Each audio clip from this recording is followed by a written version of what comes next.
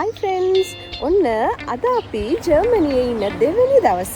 ඉතින් මේ ලෑස්ති වෙන්නේ අද අපි බ්‍රෙක්ෆාස්ට් එහෙම අරගෙන ඊගාවට යන්න තියෙන පළවෙනි ලොකේෂන් එක අද දවසේ. ඉතින් මං හිතනවා ඒක හරිය ලස්සන අත්දැකීමක් වෙයි කියලා.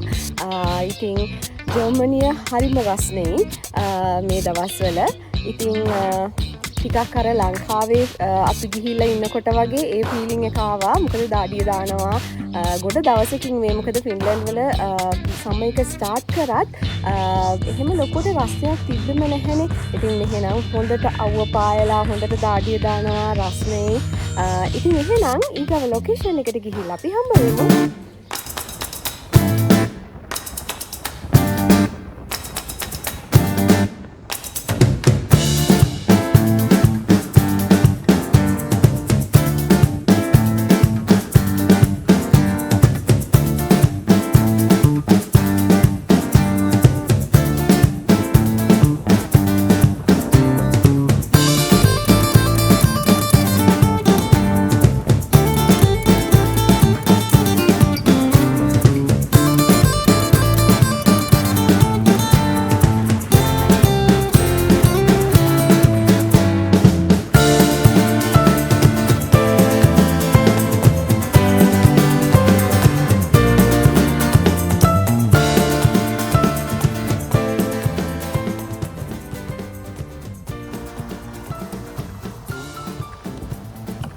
අපි ඔන්න අතරමඟ තවත් ලස්සන තැනක් දැක්ක හින්දා නැවතුණා.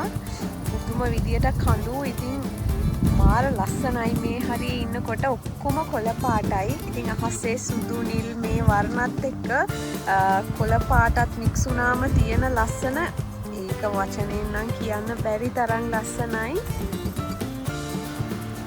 අර ඈතින් ගෙවල් වල ඉන්න අය කොච්චර වාසනාවන්තද කියලා හිතන්න. ඒ පාන්දර නැගිට්ටම මුළු දවස පුරාම ඒගොල්ලන්ට පේන ලස්සන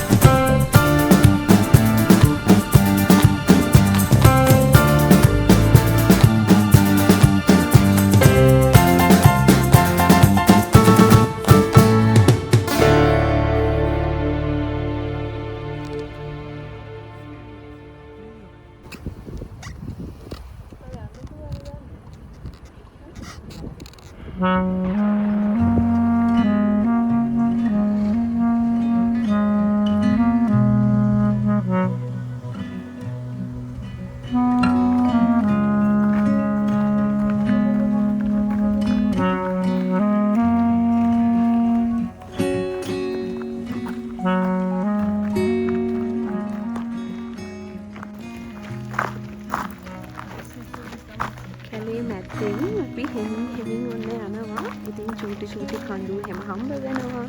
ඉතින් මේ කැලේ මැද්දෙන් යන ගමන හරි ලස්සනයි. ඉතින් යුරෝපේ ඉන්න හැම කෙනෙක්ටම වෙලාවක් හම්බුනොත් මේ වගේ අත්දැකීමක් ගන්න කියලා ආදරෙන් මතක් කරනවා.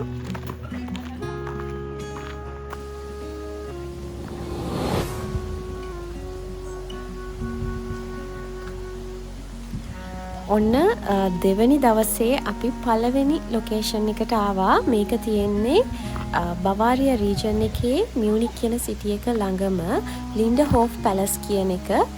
ඉතින් මේ පැලස් එක බලන්න ආවම අපිට හිතුණා අපි හරි වාසනාවන්තයි කියලා. මොකද එතන වතුර මලක් තිබුණ එක ගොඩාක් උසට ඒ වෙලාවේ බලන්න පුළුවන්කම තිබුණා. ඉතින් අපි ඊට පස්සේ ආයේ තවත් ඉතින් මෙතන හිටියා මං හිතන්නේ පැය එකමාරක් දෙකක් විතර. ඒත් ආයේ ඒක ඒගොල්ලන් ඒ විදිහට වතුර මල මේ ක්‍රියාත්මක කරේ නැහැ. ඉතින් හරි ලස්සනයි මෙතනත් ඔගොල්ලන් ඔහොමම එකතු වෙලා ඉන්න මෙතන තියෙන ලස්සන බලන්න.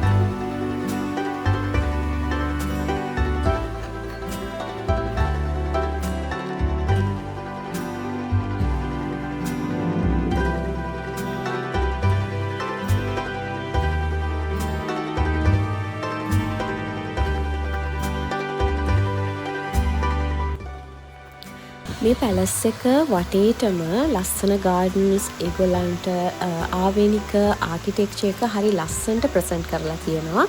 ඉතින් ඒ වගේම තමයි වතුර මල්. ඉතින් මේ හැමදේමත් එක්ක මෙතන මං හිතන්නේ පැය ගාණක් හිටියත් ඒ වෙලාව යනවා තේරෙන්නේ නැහැ. එච්චරට ලස්සනයි, එච්චරට නිස්කලංකයි. ඒ වගේම තමයි ගොඩාක් විදේශිකයෝ මෙතෙන්ට ඇවිල්ලා තියෙනවා මේක බලන්න.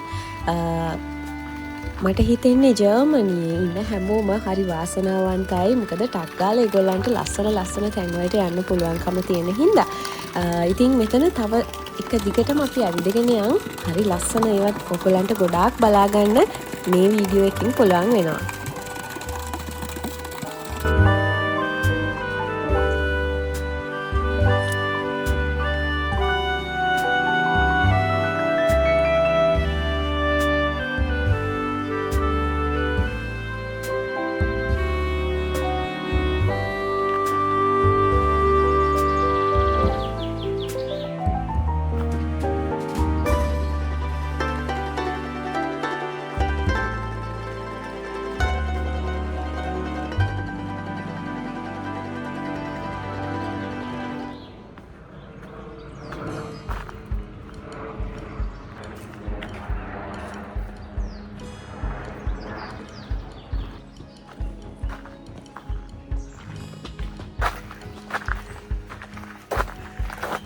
ලස්සනයි.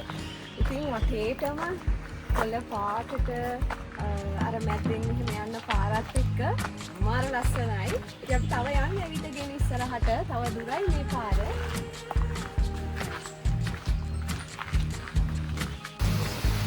ඔන්න දැන් අපි ගොඩාක් උඩට ඇවිත් තියෙන්නේ. ඉතින් උඩට ආවම පල්ලෙහා පේන්නේ මෙන්න මේ වගේ.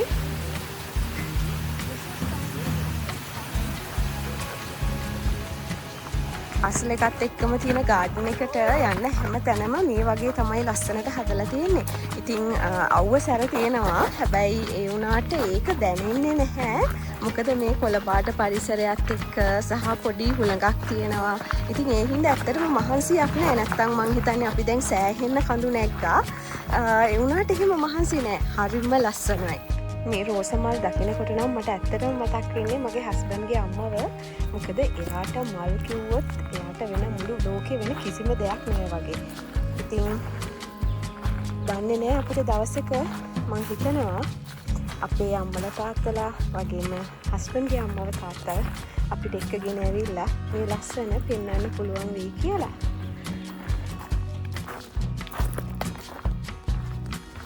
ඔන්න අපිට හම්බුණා ඩිව්ලක්ස් බල්ලෙක්ව. ඉතින් එයා හරිම ෂෝක්. මේ යාට ඕන වුණා අපිත් එක්ක ෆොටෝස් ගන්න.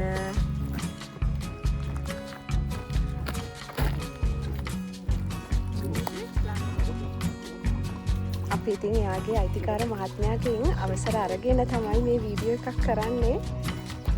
එයා හරිම ෂෝක්, හරිම ෆ්‍රෙන්ඩ්ලි සුරතලෙක්.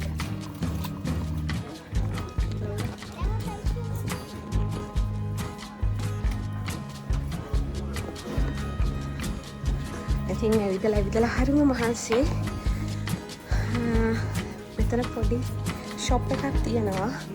ඒත් එක්කම අයිස්ක්‍රීම් තියෙනවා. ඉතින් අපි ආවා අපේ පොඩ්ඩටයි අපිටයි අයිස්ක්‍රීම් ගන්න.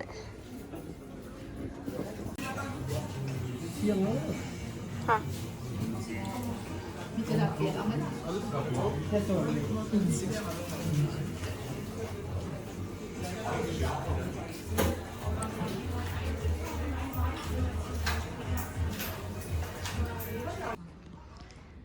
මේ පේන ගොඩනැගිල්ල සම්පූර්ණයෙන්ම ලී වලින් තමයි හදලා තියෙන්නේ.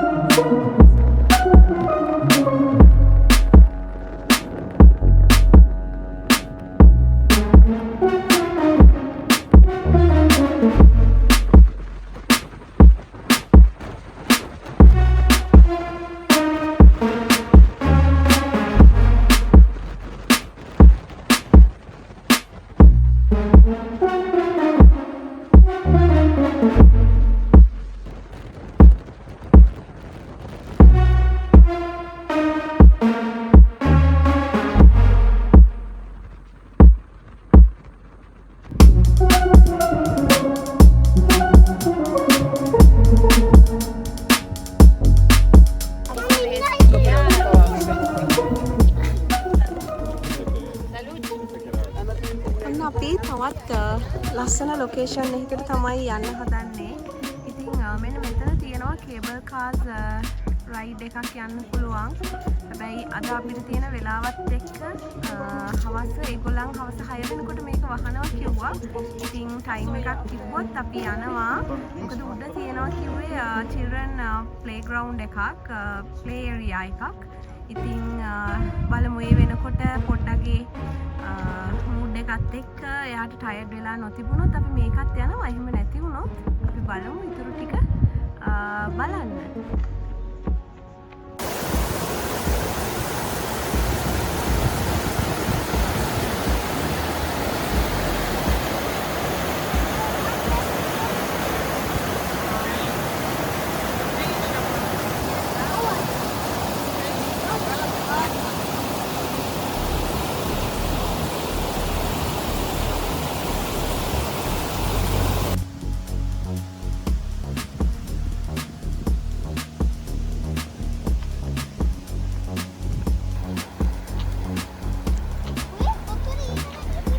වැටක් දාලා තියෙන්නේ. හැබැයි මේ වතුර ගලාගෙන යනවා. ඒ වතුර මාර පිරිසිදුයි. නිල් පාට සුදු පාට මික්ස් වෙච්ච මාර පිරිසිදු වතුර.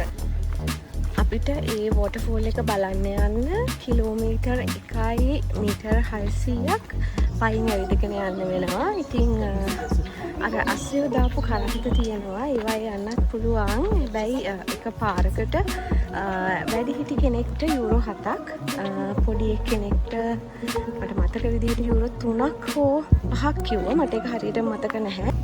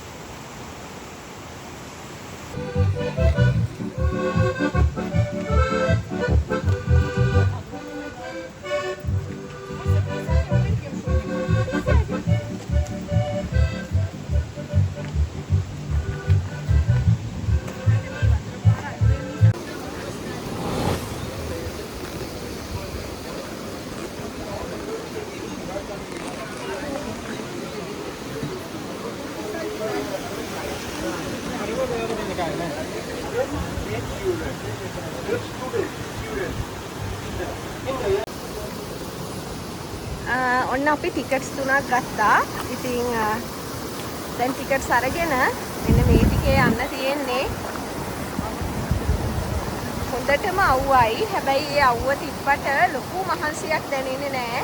මම හිතන්නේ මේ ගස් කොළන් හින්දා වෙන්නේ නැති.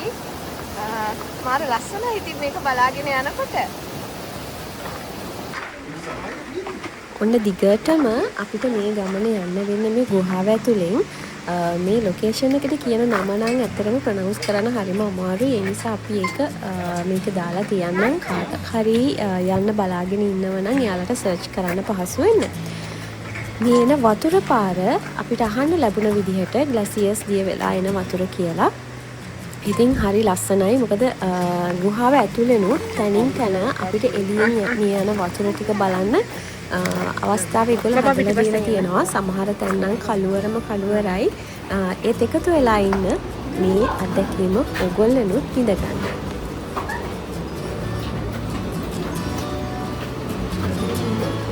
ඒ වතුර තාම ඒකේ වතුර තියෙනවා.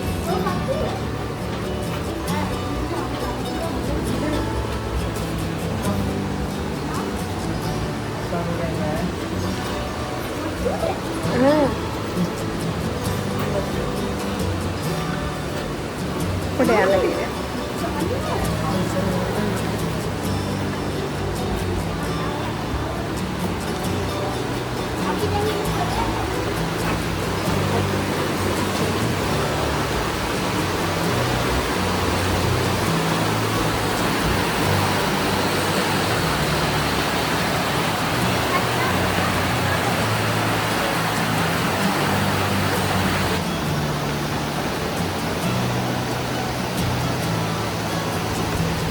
වතුර නිල්ම නිල් පාටයි මාර ලස්සනයි.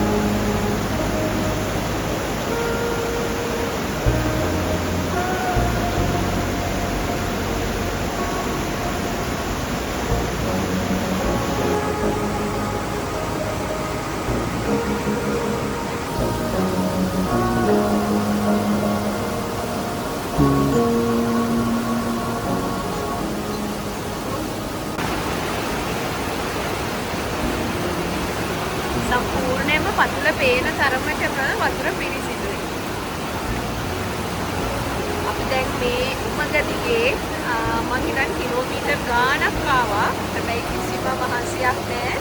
මාර හිතලයි කියන්නේ හැම අර වෙලන ගන්න නෙමෙයි හරි සනීපයි.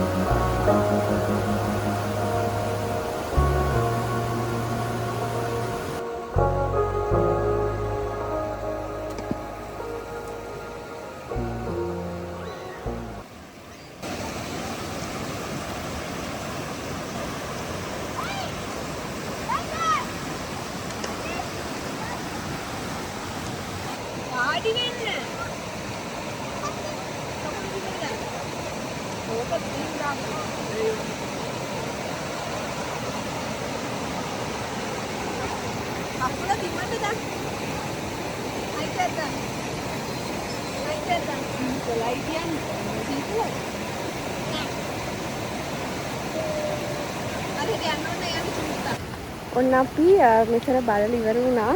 දැන් ආයෙ යනවා තව ලේක් එකක් බලන්න. ඉතින් අද දවසට නම් කිලෝමීටර් ගාණක් ඇවිද්දා. හැබැයි දැන් වෙනද ඇවිද්දා නම් මේ දුරක් පුදුම මහන්සියක් දැනෙයි. ඒකට අද එහෙම එච්චරටම මහන්සි නෑ. ඉතින් අපි ඊගාව ලොකේෂන් එකට ගිහිල්ලා හම්බ වෙමු.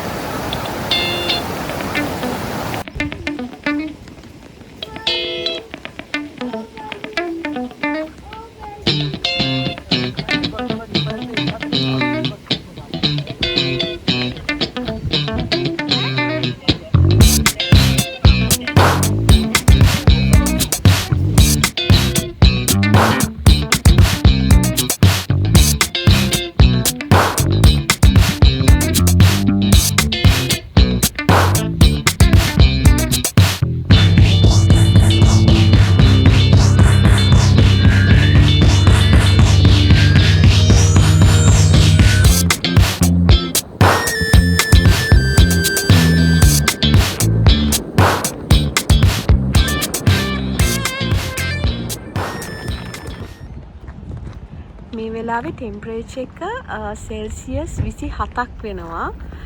මෙන්න මේ කඳුවල ඔයගොල්ලන්ට පේනවද? මෙන්න මෙතන මේ අයිස්.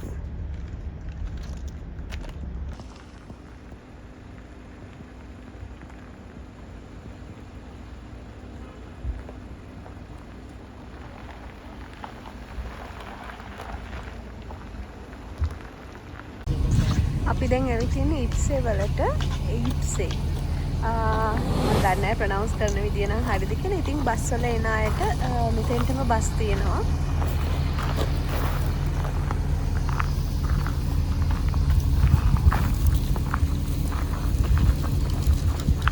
අපි දැකපු ගොඩක් අය මෙතෙන්ට ගිහිල්ලා නාන්න ටවල්ස් අරව මේ ඔක්කොම අරගෙන තමයි යන්නේ. සමහරු බෝට් රයිඩ්ස් කරන්නත් අරගෙන යනවා.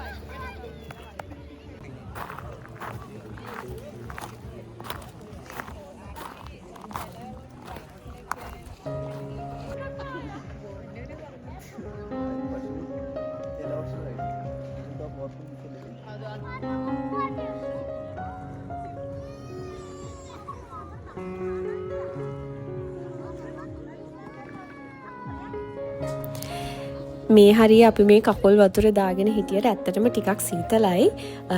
ඒත් එක්කම මේ වතුරේ පාටටම මාළුවෝ සෑහෙන්න මෙතන ඉන්නවා. හැබැයි අර වතුරේ පාටයි මාළුවන්ගේ පාටයි දෙකම එක වගේ නිසා අපිට හරියටම කැප්චර් කරගන්න අමාරුයි. ඉතින් මේ පැත්තට ආවොත් කවුරු හරි හොඳට බලන්න හරිම ලස්සන පරිසරයක්.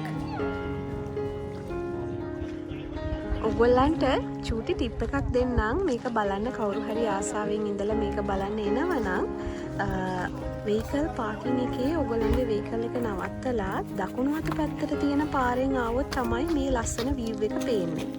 ඉතින් මේ පේන්නේ ඇල්ප්ස් කඳු වැටිය. එතකොට දකුණු අත පැත්තෙන් තියෙන්නේ කියන්නේ අපි මේ ඉන්නේ ජර්මනියේ ටිකක් කෙළවරට වෙන්නනේ.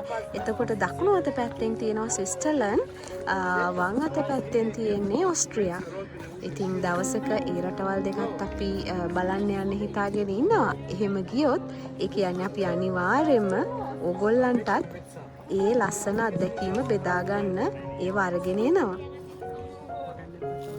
මේක වටේටම මේ විදිහට යන්න පුළුවන්. මම හිතන්නේ කිලෝමීටර් ගාණක් තියෙනවා. හැබැයි අපි සම්පූර්ණයෙන්ම අනිත් පැත්තෙන් එළියට එනකම්ම යන්නේ නැහැ. මොකද දැන් වෙලාව රෑ 7 විතර වෙලා හින්දා අපි අද නවතින්න යන හොටෙල් එකට යන්න ඕන. මොකද ඒක ගොඩාක් දුර තියෙන්නේ. හෙට උදේම ආයෙත් ලස්සන තැන් බලන්න යන්න හිතාගෙන ඉන්න නිසා අපි මෙතන පැයක් එකහමාරක් වගේ ඉඳලා යන්න තීරණය කරා. ජීවිතේ දැකපු ලස්සනම දේවල් දැක්කේ අද. එච්චරටම ලස්සන අත්දැකීම් අද ගොඩාක් හම්බුණා අපිට. ඉතින් මේ අපි දකින හැම දෙයක්ම ඔයගොල්ලන් එක්කත් ෂෙයා කරගන්න අපි අමතක කරන්නේ නැහැ.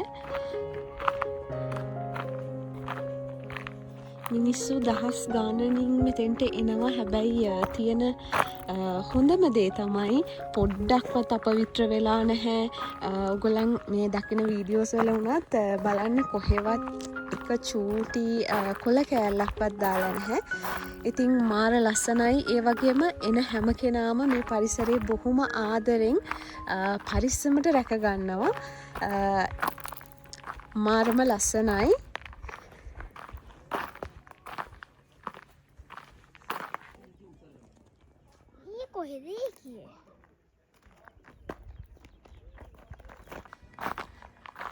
අපි ඇත්තටම වතුරේ පැයක් විතර ඉඳලා ආයෙත් මේ ඇවිදගෙන යනවා. ඉතින් තනින් දැක්කම ලස්සනට අපිට මොනවා හරි ලස්සන වීව් එකක් දැක්කොත් අපි එතනින් පොඩ්ඩක් පල්ලෙහාට බැහැලා ඒ වීව් එක බලලා ඊට පස්සේ ආයෙත් ඉතින් ඔන්න ගමන පටන් ගත්තා.